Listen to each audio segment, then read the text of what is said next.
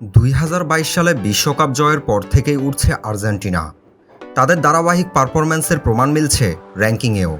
টানা দ্বিতীয়বার র্যাঙ্কিংয়ের শীর্ষে থেকে বছর শেষ করেছে আলবিসেলেস্তেরা। আসছে বছর আন্তর্জাতিক ফুটবলে আর্জেন্টাইনদের ব্যস্ততা থাকবে মূলত 2026 বিশ্বকাপের বাছাই পর্ব নিয়েই। কনমেবল অঞ্চলদের প্রতিটি দেশ এখন পর্যন্ত বাছাই পর্বের 12টি করে ম্যাচ খেলেছে, যেখানে টেবিলের শীর্ষে অবস্থান করছে লিওনেল মেসির আর্জেন্টিনা।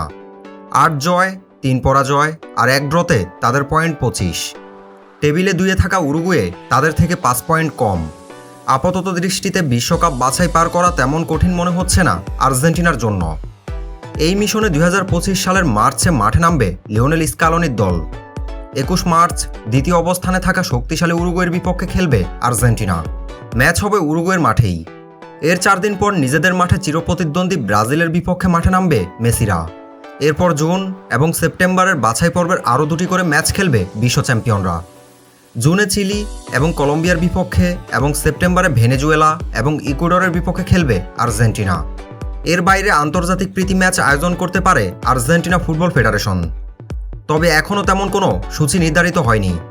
চলুন দেখে নেই 2025 সালে আর্জেন্টিনার সকল ম্যাচের সূচি। 21 মার্চ 2025 রোজ শুক্রবার আর্জেন্টিনা বনাম উরুগুয়ে। 21 মার্চ 2025 বুধবার আর্জেন্টিনা বনাম ব্রাজিল। 5 জুন 2025 বৃহস্পতিবার আর্জেন্টিনা বনাম চিলি।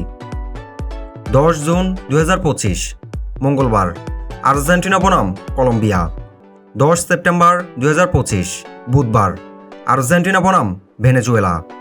15 সেপ্টেম্বর 2025 সোমবার আর্জেন্টিনা বনাম ইকুয়েডর।